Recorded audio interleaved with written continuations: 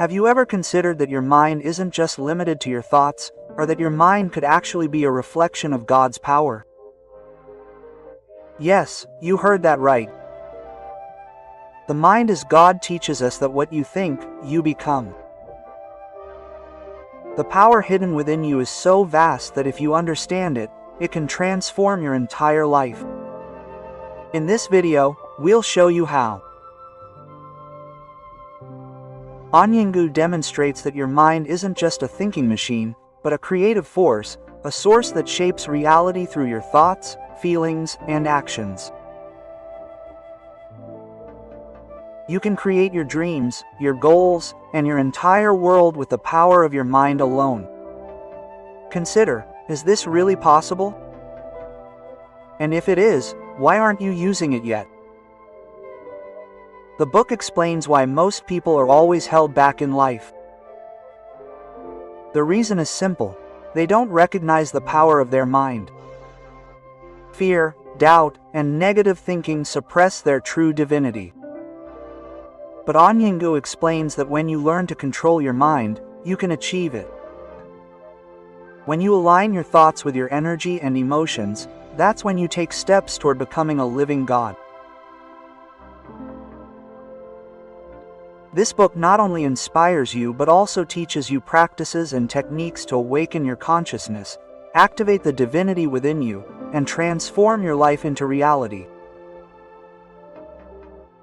Whether it's money, relationships, health, or inner peace, all change is possible through the proper use of your mind.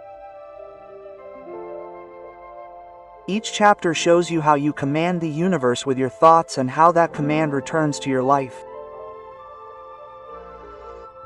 So, are you ready to discover that your thoughts are your greatest power? Are you ready to understand that what you seek already exists within you? In this video, we'll give you the essence of each chapter, enabling you to become more than just a thinker, but the creator of your own life. If you watch this video completely, you'll learn how to recognize the power of your mind and bring miracles into your life every day. Now, just one decision remains. Are you ready to awaken your true power? Hello friends, welcome to our own summary world. Today we'll be discussing The Mind is God by Emeke Onyeagu. So let's begin. Chapter 1. The Mind is God. Imagine if someone told you that your mind is God, what would your first reaction be? You might think this is an overstatement from a motivational speaker. But Emeke Onyeagu's book, The Mind is God, reveals the truth.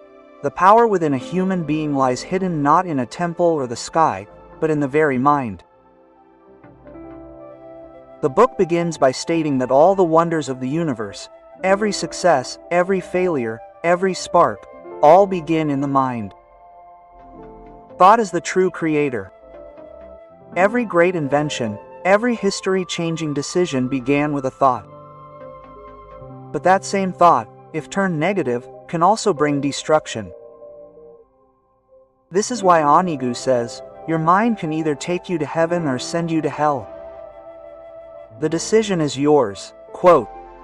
This statement sounds simple, but its impact reaches the very roots of life. An interesting point made in the book is that every human being is a creator. But most people forget this truth and become reactors.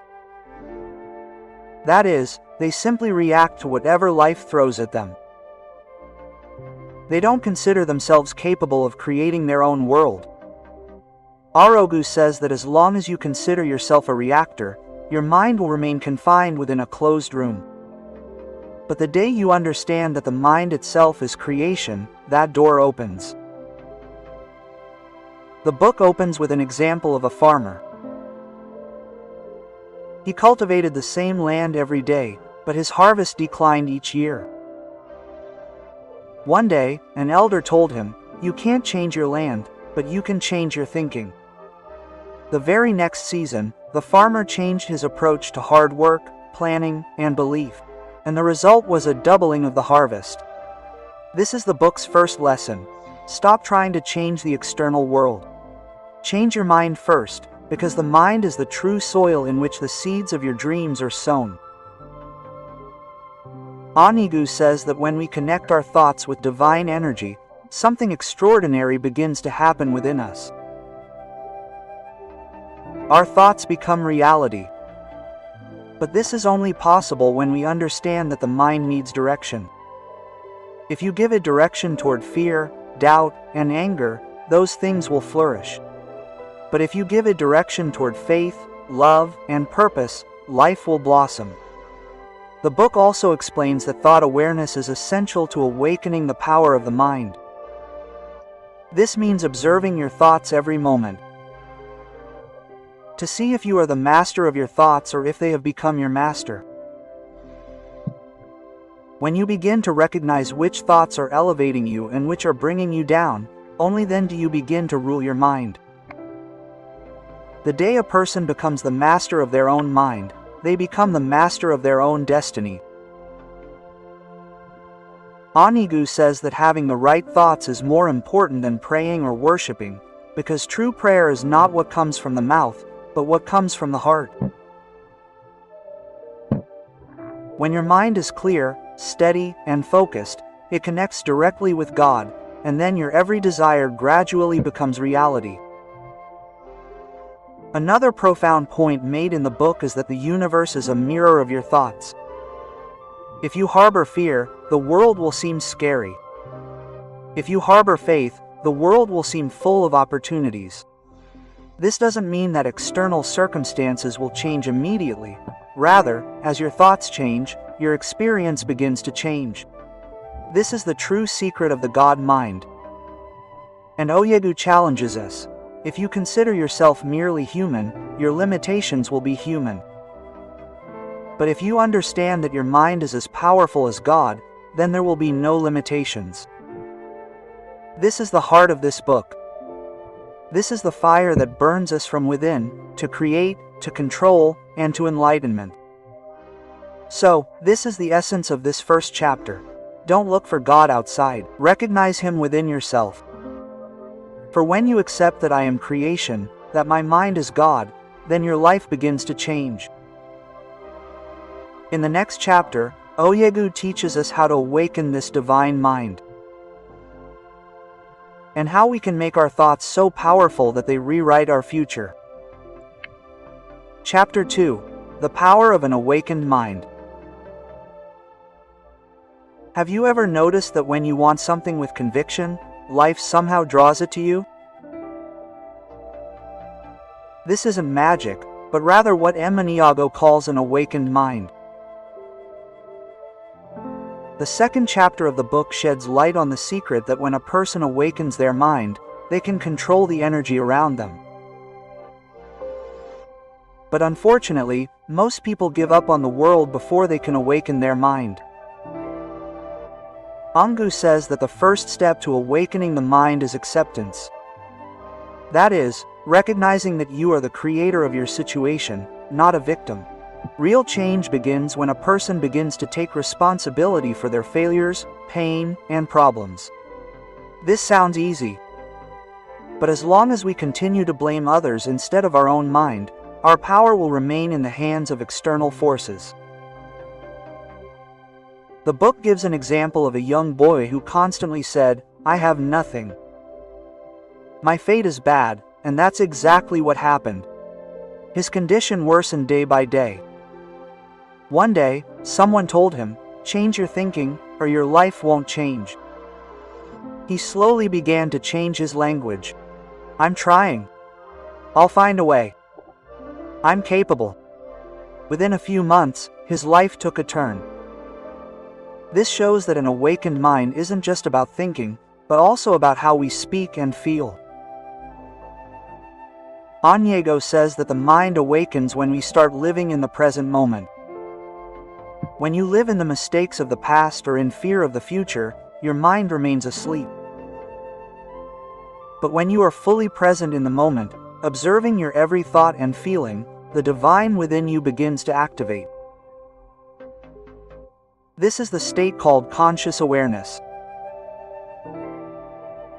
The book says that when you start observing your thoughts, you realize that thousands of thoughts come to your mind every day.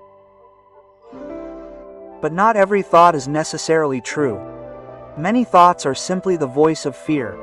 Many are merely shadows of others' beliefs. When you begin to recognize these, you begin to gain control over your own mind.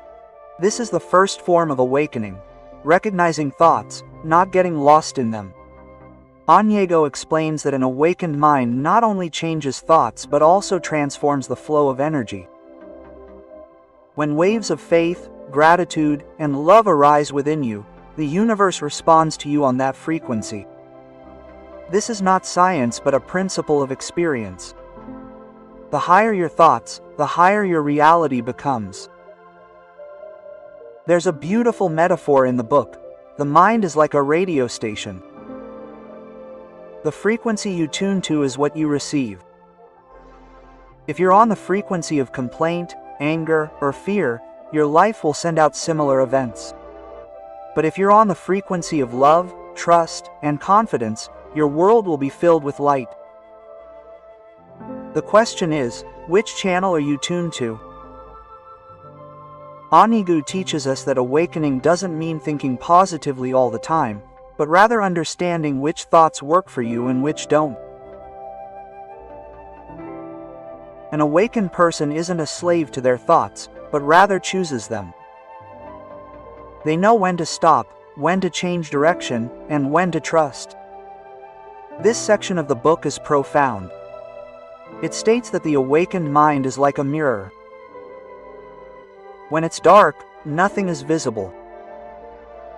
But as soon as it's illuminated, you see your true identity. An identity that transcends boundaries, unbound by any religion, society, or circumstances. That identity is the identity of God that has always been within you.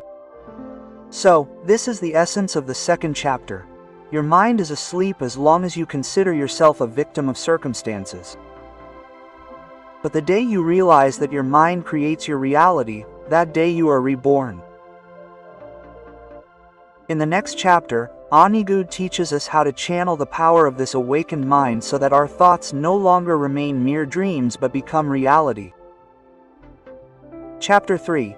The journey from thoughts to reality. Have you ever wondered what power transforms one person's dreams into reality, while another person, despite having the same opportunity, remains stuck in the same place? In the third chapter of The Mind is God, Emeke Onyeagu unravels this mystery. He explains that our thoughts are the seeds from which our entire reality grows. Everything you have in your life now, your work, relationships, financial situation, is the product of thoughts that arose in your mind at some point. It is said that your thoughts are the commands you send to the universe, and the universe never says no. It simply returns what you send.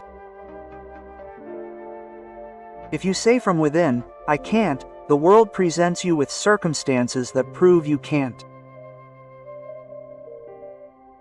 But if you say from within, "I can," the universe begins to make that happen.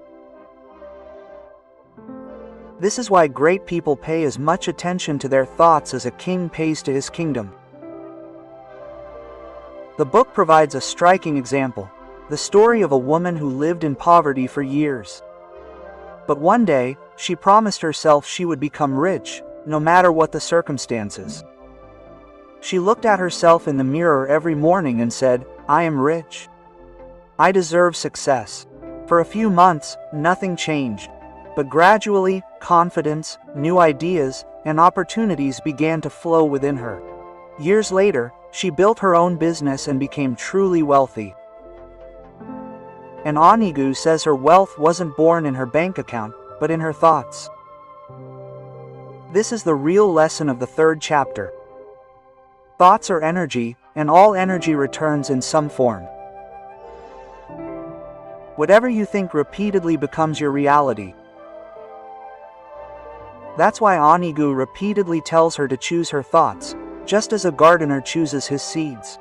If you sow bad seeds, don't expect a good harvest. The book says that the process of turning thoughts into reality takes 3 steps: think, feel, and do. The first step is to think.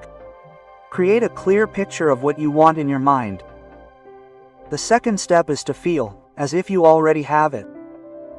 This feeling is the most powerful energy. The third step is action. Take steps towards your goal, whether small or big. These three things together transform your thoughts into reality. Onyeagu warns that many people stop at the first step. They think but don't feel. They only wish but don't believe. And when there's no inner belief, thoughts never turn into energy. Because the mind only materializes what you deeply believe to be true. If you say, "I want to be successful," but deep down you think I might not be, the universe will respond with this contradiction: a little success, then obstacles. That's why the book recommends strengthening your inner belief first. Make your imagination so vivid that it feels more real than your reality. This is the state of divine creation where mind and universe become one. Onyeagu explains a beautiful experiment in this chapter. Sit quietly for 5 minutes every morning and visualize your goal as if it has already come true. If you want to be rich, visualize yourself living that life in your mind. If you want to be healthy, feel that energy in your body. Gradually, your thoughts will transform your consciousness, and your consciousness will transform the world. But the biggest obstacles to this process are fear and doubt. Onyeagu says fear is the wall that imprisons your dreams, and doubt is the poison that rots every seed before it even dies. That's why he says if you want miracles, you must eliminate fear. And the only way to eliminate fear is to cultivate faith. This chapter concludes with a profound line: your mind is a sacred temple. The thoughts you place in it become your prayers. This is the philosophy every human being should understand, because when you learn to manage your thoughts, you learn to write your destiny. This is the essence of the third chapter. Understand the power of thoughts. Give them direction, and then trust the universe, because every thought sown with faith will surely bear fruit. In the next chapter, Onyeagu will show us how to constantly connect our minds with this creative energy so that we can achieve lasting success, not temporary. Chapter 4. The secret of constant consciousness. There are moments in every person's life when they are deeply motivated for a few days. They pursue a goal, confident in themselves, and feel that something great is about to happen. But soon, that enthusiasm fades. We return to our old fears, laziness, and doubts. In the fourth chapter of The Mind is God, Emeke Onyeagu explains that the real key to success is not motivation, but constant consciousness. That is, a mind that remains awake at all times, focused in every situation, and never disconnected from its divinity. And Onyeagu says that mastering the mind's play is not a one-time thing, it requires daily practice. People often think that if they think positively once, everything will change. But the mind is like a monkey. It jumps around every moment. If it is to be cultivated, it must be managed with discipline and awareness every day. This is the first rule of constant consciousness: consistency over intensity. The book tells the story of a seeker who meditated every morning but was consumed by anger, jealousy, and worry throughout the day. One day, his guru said, "Your meditation should be in your life, not in your room." This meant that meditation is not a separate activity but a way of life. When you're eating, walking, talking, if you're conscious in every moment, that's meditation. Onyeagu calls this living meditation, meaning a life where your mind is awake at every moment. The book says that when the mind is constantly aware, it remains connected to its true power. But when it becomes unconscious, the noise of the outside world overwhelms it. Social media, comparison, fear, the opinions of others, all of these gradually suppress your divine mind. Therefore, Onyeagu says, if you want to connect your mind with the waves of God, learn to calm it daily. This practice is the root of constant consciousness. Onyeagu says that the flow of our thoughts is like a river. If it's not directed, it becomes a flood. Therefore, it's essential to observe your thoughts, understand them, and be able to stop them when they drift in a negative direction. This is true self-control, and a person who can control their thoughts can control any situation. The book describes a beautiful experiment. Every time a negative thought arises, immediately say to yourself, I don't choose this thought. This simple statement gradually builds strength within you, as it helps you realize that you are not your thoughts. You are their witness. When this understanding becomes firm, no situation can shake you. This is the state of constant consciousness, where you remain stable within amidst external storms. Onyeagu says that constant consciousness doesn't mean perfection. It means returning to your center every time you fall. You need to pay attention to what you do when you fall. Do you blame yourself, or do you pick yourself up with love and move on? Because self-love and self-awareness together make the mind divine. The book also emphasizes that constant awareness isn't limited to meditation or positive thinking. It means remembering your purpose at every moment. When your goal isn't limited to external achievement but is rooted in spiritual growth, your mind automatically becomes disciplined. Onyeagu says that a person connected to their purpose can't have their mind wander because they know who they are. Many people think that to calm their mind, they need to go to the mountains or stay away from the world. But the book says that true power is found where there is the most chaos. In the city, in the midst of work, in the midst of relationships. Because that's where your true test lies. If you can feel peace within yourself even there, then you have truly known the divine mind. So, this is the essence of the 4th chapter. Constant awareness means being aware at every moment, remaining centered in every situation. This is a practice that gradually leads you to a state where you don't just think, but create. In the next chapter, Onyeagu will explain how to transform this constantly aware mind into a tool for creation, enabling us to create true miracles through our thoughts. Chapter 5. The Secret of Creation, From Mind to Reality. Have you ever wondered how some people achieve miracles in every aspect of their lives, whether it's money, relationships, or health, while others tire of trying? In the 5th chapter of The Mind is God, Onyeagu reveals this secret. He says the mind functions like God only when it reaches a state of creation. That is, when you don't just think, but begin to create the world through your thoughts. This is the focus of this chapter, creation over reaction. Onyeagu explains that creation occurs on 2 levels, internal and external. Internal creation begins with imagination.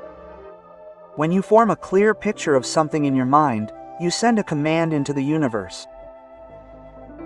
External creation occurs when you trust that command and take action. But most people reverse this process. They first try to change the external world without transforming the internal picture, and that's why the results are never lasting. The book provides an interesting example. There was a musician who repeatedly said he wasn't able to become famous because he didn't have the opportunity. One day, someone told him to first create a stage in his mind, standing there singing. Then see what happens. He began to imagine thousands of people listening to him every day. He was full of confidence, and everyone was applauding him. Within a few months, he got a chance to perform at a concert, and that became his true calling. Onyeagu says that opportunity was born not outside but inside. This is the creative power of the mind. It first sees, then creates. This is why every great achievement, every invention, was first born in someone's mind. Anything that is a reality today was originally someone's idea. Onyeagu says you too can create like God if you raise your consciousness to the same level where God creates, to the level of peace, faith, and imagination. The book calls this process of creation the divine cycle: thought, feeling, action, result. Every creation goes through this cycle. When you create a thought, it's not just words, it's energy. When you feel it, that energy deepens. When you act on it, that energy takes shape. And when it takes shape, it becomes an outcome. This is the journey from mind to reality. But Onyeagu warns that the most delicate part of this cycle is emotion, because emotion determines how powerful an idea will become. If your thought is filled with fear, doubt, or greed, it crumbles. But if it's imbued with love, gratitude, and faith, it becomes reality through the laws of the universe. That's why he says, don't think, feel. Because what you feel, the universe feels. The book describes another amazing experiment. Spend 5 minutes every morning visualizing your dream as if it's already happened. Feel that sense of success within you. If you want to see yourself rich, feel those feelings in your mind. Security, happiness, contentment. The universe doesn't listen to your words, it listens to your vibrations. Onyeagu reveals another secret. To create, you must trust the universe. This means you may not know the answers or the timing of everything. But you must still believe that your thoughts will manifest in the right form at the right time. This trust connects the mind to the divine. A person who cannot trust the universe constantly struggles with their mind. This is the deepest message of this chapter. Your job is to imagine, not to bring about the result. It is the universe's job to bring about the result. Your job is simply to align your thoughts, feelings, and actions with that result. This is the true secret of creation. Onyeagu says somewhere that for a person who fills their thoughts with love, every action becomes worship, and every dream becomes reality. This line contains the essence of the entire book, because the true meaning of creation is to create something in collaboration with God, and when the mind is in this state, a person transcends limitations. So, this is the conclusion of the 5th chapter. If you want real change in your life, start creating internally, not externally. Combine these three: imagination, feeling, and faith, and then watch how the universe begins to make your dreams come true. In the next chapter, Onyeagu will explain how to keep this creative power active every day so that your mind remains in God mode. Chapter 6: Living in God Mode, Activating Divine Energy. Have you ever felt that for some days your mood, confidence, and energy are so high that everything seems easy, and then suddenly everything fades? Emeke Onyeagu describes this fluctuation as the oscillation between the human state and the divine state. The 6th chapter of The Mind is God focuses on how a person can keep this God mode active within themselves every day, in which thoughts, feelings, and actions work in one direction. Onyeagu explains that God mode is not a mystical meditative state but a state of consciousness where a person feels the God within them. This means that external circumstances do not influence you, but rather you begin to transform circumstances with your own energy.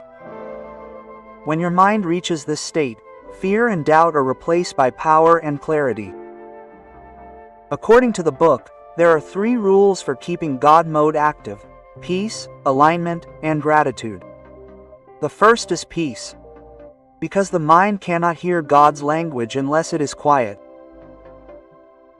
Onyeagu says God always speaks within you, but your mind is so noisy that you cannot hear. Therefore, there should be some time each day when you are away from all noise. This could be meditation, a walk in nature, or simply breathing with your eyes closed. These are the moments when your mind connects with the universe. The second law is alignment. Alignment means that your thoughts, feelings, and actions are in one direction. If you think one thing but feel another, the energy becomes scattered. For example, if you think, "I want success," but deep down, you feel perhaps unworthy, the universe becomes confused. Onyeagu says, "It's not your words, but your frequency that dictates the real order." Therefore, align your inner feelings with your thoughts. The third law is gratitude. Gratitude is the fastest way to make God mode permanent. When you are grateful for what you have, you think from a place of fullness, not lack, and the universe always enhances what you focus on. If you focus on lack, you'll find more lack. If you focus on abundance, you'll find more abundance. Onyeagu says gratitude is the key to unlocking God's door. The book provides an interesting example. An artist used to start his day wondering what he didn't have. But when he changed his routine and started expressing gratitude for 5 things every morning, his creativity soared. His clientele increased, and life became happier. He said, "I didn't change anything externally, I just changed my perspective." This is the hallmark of God mode. Changing the inner world, not the outer. Onyeagu also explains that being in God mode doesn't mean life won't face problems. It means that when problems arise, you don't panic. You know the solution lies within you. Instead of fear, you understand that every challenge is a test of your inner strength.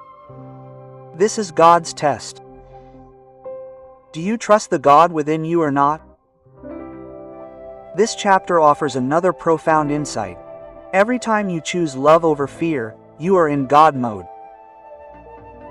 Imagine if love, understanding, and peace were the foundation of every decision, would life ever be unbalanced? No, this is why Onyeagu says God mode is not a destination. It's a choice, and you have to make that choice every moment. The book suggests maintaining this state by doing an inner check 3 times a day, morning, noon, and night. Just pause for a few seconds and ask yourself, what energy am I in right now? Fear or love? If you're in fear, take a deep breath and bring your focus to a feeling of gratitude. It may seem simple, but gradually your mind begins to settle on the divine frequency. This is the most beautiful message of this chapter. Don't try to find God. Simply don't separate yourself from Him. When you feel the same energy flowing within you every moment that created the universe, you are truly living in God mode. So, the essence of chapter 6 is this. Preserve your inner peace, align your thoughts with your emotions, and make gratitude a part of your life. Then, not only your mind, but your entire life will begin to operate on the waves of divinity. In the next chapter, Onyeagu will explain how we can use this divinity to influence the lives of others, so that our very presence becomes a blessing. Transforming energy from Chapter 1. Transforming the world with your thoughts. Have you ever noticed that when you enter a room, the atmosphere changes? Sometimes your smile alone brightens everyone's mood, and sometimes your tension unsettles everyone. This is the power that Emeke Onyeagu discusses in Chapter 7. Waves of thoughts and emotions that affect not only you but the entire world. The message of this chapter is profound. When the mind is God, every thought becomes a prayer. Onyeagu says that every human being is a moving energy center. Our thoughts are electrical waves, and our emotions are magnetic. When these two combine, a powerful energy field is created, which modern science calls a vibrational field. But Onyeagu calls it the wave of God. This means that whatever you think and feel doesn't vanish into thin air but instead joins the ocean of consciousness of the world. So, if you spread complaints, anger, and fear every day, that energy builds up around you, and similar circumstances return. But if you send out the energy of love, gratitude, and peace, those things increase in your life. This is the law of the universe. The energy you send out returns to you. The book mentions a beautiful experiment. Japanese scientist Masaru Emoto demonstrated the effect of words on water. When water was told words like thank you or love, its crystals transformed into beautiful shapes. But when words like hate or anger were told, the shapes became distorted. Onyeagu says, if words can have such an impact on water, imagine how much impact your thoughts can have on life, which is 70% water. This chapter teaches us that we all influence the world in some way. The only difference is whether we do it intentionally or unintentionally. A conscious person knows that every word, every thought, and every emotion is a wave that touches someone. Onyeagu calls this conscious radiance, meaning consciously spreading your thoughts. This means that when you wish someone well, don't just say the words. Really feel the feeling within yourself. When you love someone, don't just express it. Connect their soul with your heart. This is the state in which a person ceases to be just an individual but becomes a divine medium. Onyeagu explains that when your mind is stable, loving, and powerful, events around you begin to change in accordance with that energy. This is the law of resonance. Similar energy attracts similar energy. Therefore, if you want to change the environment around you, first change your inner waves. The book gives an example. A woman was troubled by constant tension and gossip in her office. She decided to spread only positive energy.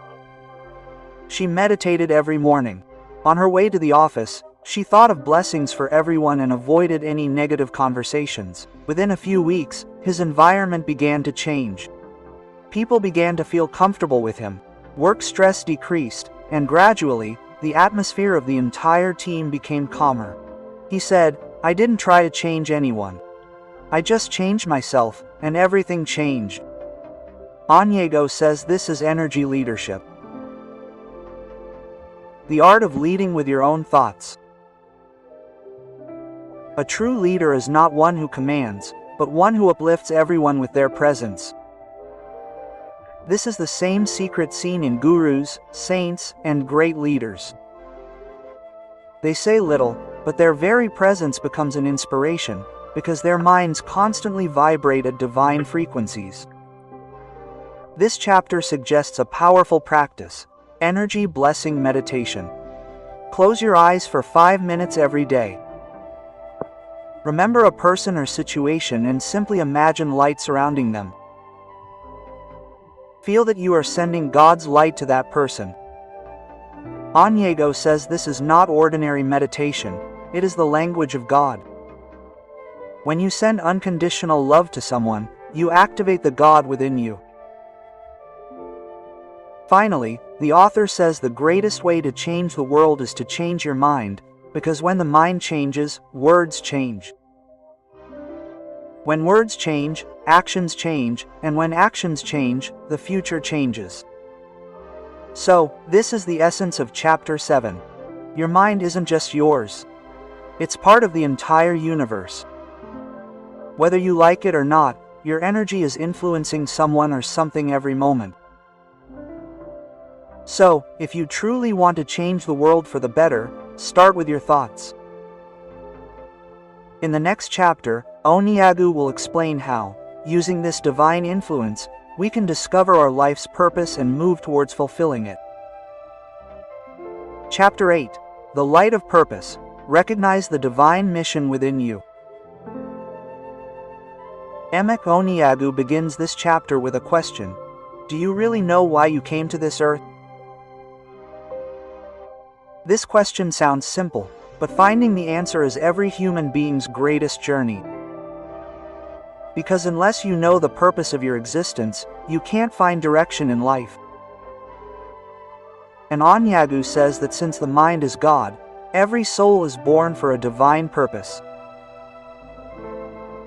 In this chapter, the author explains that every human being has a divine blueprint within them, an invisible map that reveals the true purpose of their lives.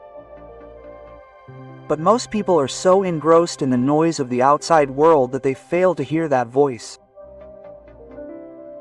It's a faint voice, like the rustle of a distant breeze in the dead of night. This is the call of the God within you. Onyeagu says that purpose isn't something to be discovered outside. It's already written within you. You just have to remember it, and it comes only when you quiet yourself, connect with your true nature, and look within. In the book, the author offers a simple method, the rule of 3 questions for identifying your purpose. First, what do I love to do most? Second, what do I do that benefits others? And third, when I do this work, do I lose track of time? If your heart immediately says yes to something, then that is your life's divine calling. Onyeagu explains that God sends every soul with a unique gift. Some inspire through words, some through art, some through service. The only difference is that some recognize that gift and others don't. But those who do recognize it aren't just successful, they are fulfilled. That is, they find a deep satisfaction that they are doing what they were created for. This is true divine achievement. The book contains an inspiring story about a young man who was constantly dissatisfied in life. He felt he wasn't cut out for anything. One day, he read in the book that the purpose of life lies where you find the most joy. He began to think about what truly brought him joy. He realized that he felt best when he made people laugh. He made that his path, and today he is a successful comedian. He said, "When I embraced my purpose, life embraced me." This is the union of mind and God. Onyeagu also explains that purpose isn't always grand.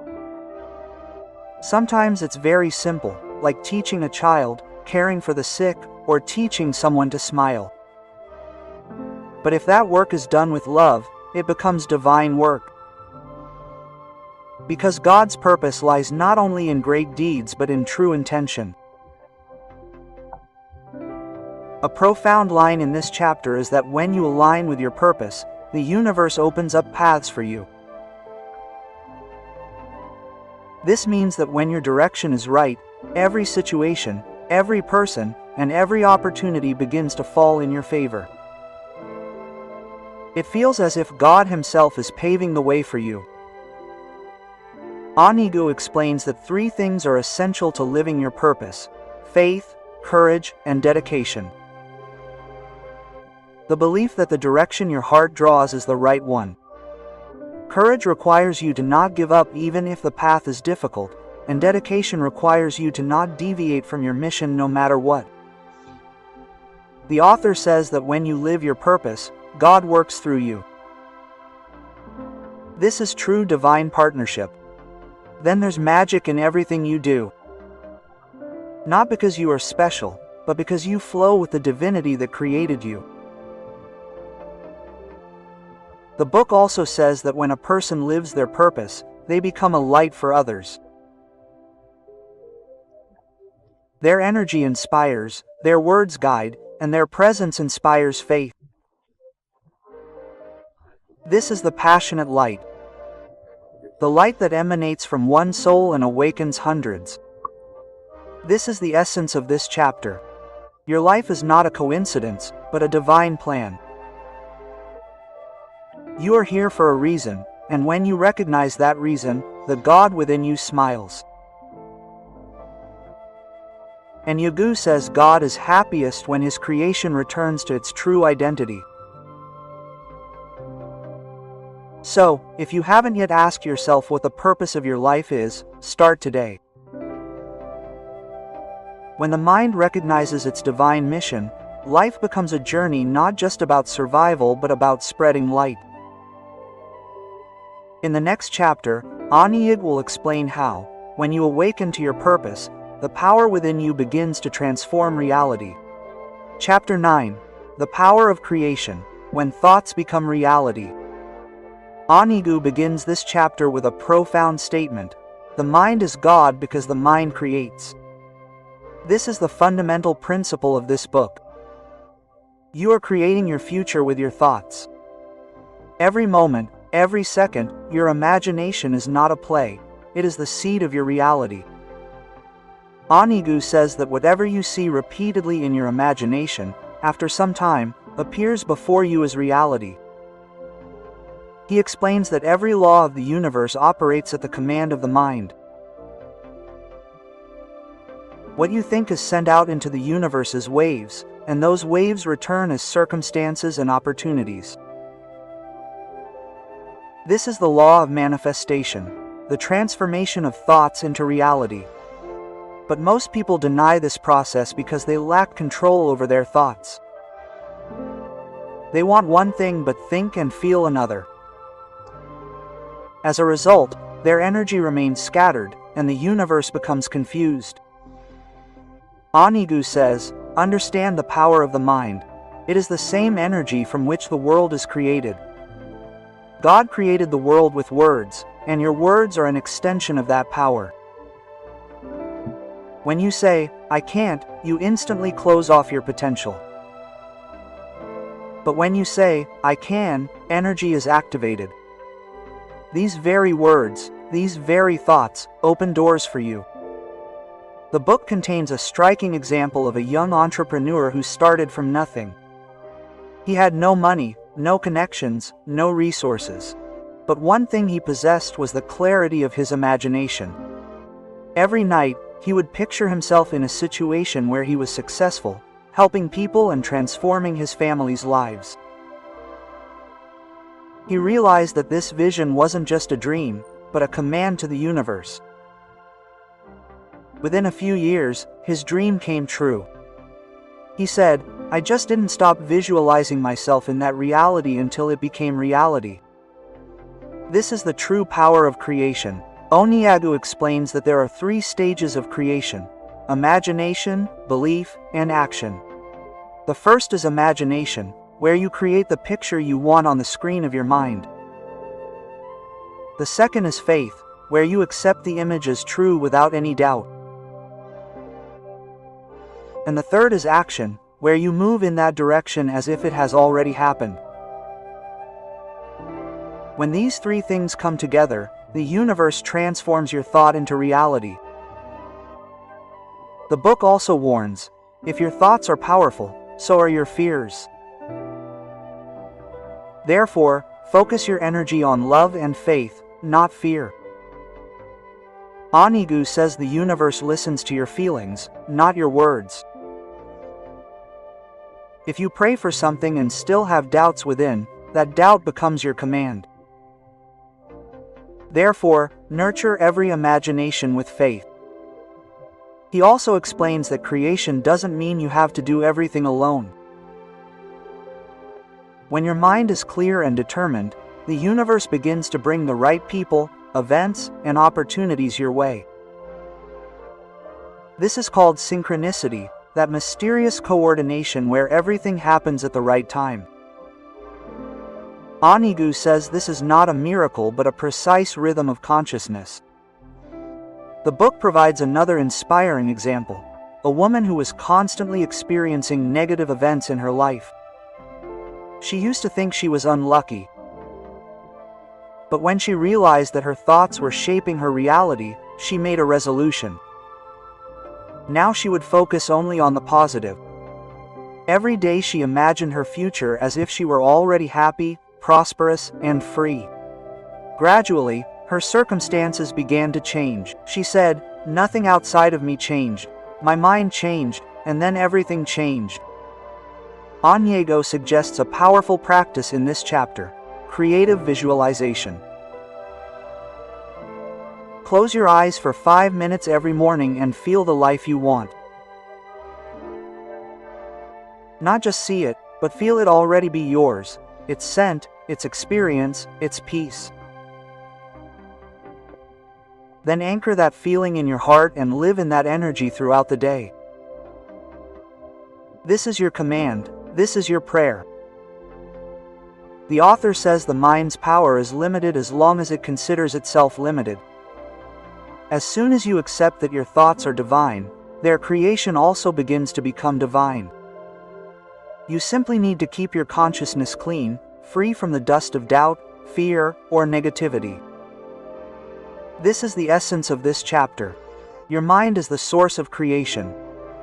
What you think, you create. So keep your thoughts pure like God.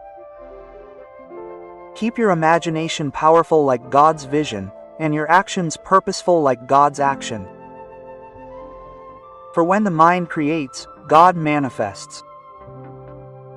When you understand this, every thought, every breath becomes a creation. In the next and final chapter, Onyeagu will explain how to make this divine understanding a permanent part of your life so that you are not just a creator but a living God yourself.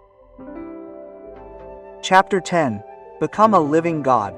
Make divinity a part of your life. Final chapter, Emeke Onyeagu begins this final chapter with these words: You did not come to find God. You came to live God. This is a truth that sums up the essence of the entire book. The mind is God. It reminds us that our true journey is not external, but internal.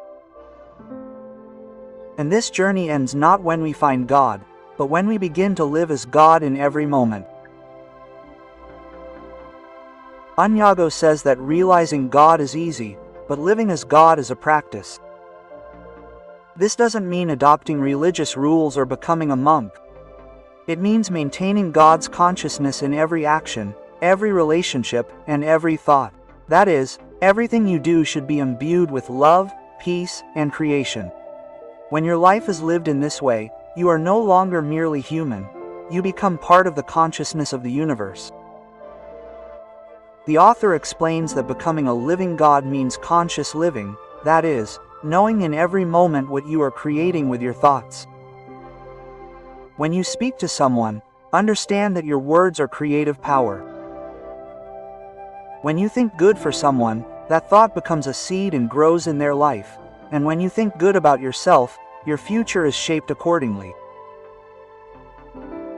In this chapter, Onyeagu says that every day you are either increasing darkness or light. Every negative thought is darkness, every loving thought is light, and the choice is yours alone. Therefore, he advises us to practice this. Choose light in every situation. No matter how someone treats you, your inner response should be love. This isn't easy. But this is the true test of divinity. This part of the book is extremely inspiring. He says God isn't some distant entity watching from above. God is in every decision you make, in every breath, in every emotion. When you smile, He smiles through you. When you help someone, He works through your hands. In other words, every human being is a manifestation of God. The only difference is that some people remember Him, while others forget. He also explains that when a person truly begins to live in divinity, a strange ease comes into life. Circumstances change, but the mind doesn't waver. Fears arise, but there's a steady force within you that says everything is fine. This is the state where one feels peace both within and without.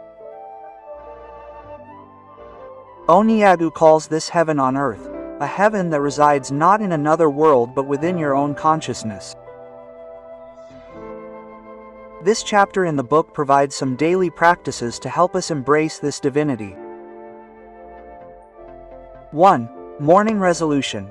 Start each day with this thought: today I will live the God within me. This sentence will set the energy of your day. 2. A moment of silence. Remain completely still for at least 5 minutes a day, without any thoughts. This is the moment when you connect with your soul. 3. A practice of gratitude. Before going to sleep, remember 3 things you are grateful for in your day. This helps your mind remain grounded in positive vibrations. 4. An act of service. Help someone every day in some way, whether with a smile, words, or actions. This is the true expression of divinity. Onyeagu says that when you do all this, gradually your mind, your actions, and your being begin to sing in unison, and that is the sound of divinity. Then you neither lack nor fear anything, because now you know that you are the source. You are God. In this chapter, the author also explains that the mere presence of such a person becomes a light in the lives of others. Their speech, their movement, their very existence becomes an inspiration. This is living God consciousness, where you begin to live not for yourself but for the welfare of the entire universe.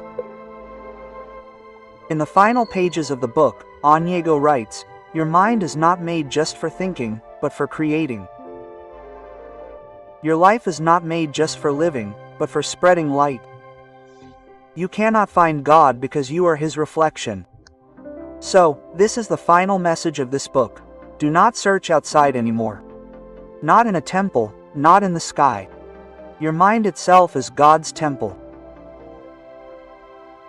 When you keep your thoughts pure, fill your emotions with love, and perform your actions with truth, you become the one you seek. Now you have the key.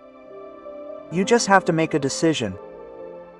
Will you continue to think like an ordinary human being, or will you rise to that consciousness where you know that the mind is God? If you have understood the truth of this book, then it is time to live the God within you, every day, every moment, in every thought. Because when you do, you change not just your destiny, but the destiny of the entire world. Now it is your turn to awaken the God within you. Like and share this video, so that others can also recognize their inner power. And write in the comments, "I am awakening the God within me." Remember, you are not searching. You are the Creator itself. If you like this video, like it and don't forget to subscribe to the channel. Please share your opinion in the comments. Your feedback is very important to us. If you think this information can be useful to someone else, please share it, because true knowledge is something that is shared. Be sure to turn on the notification bell to be the first to receive new videos.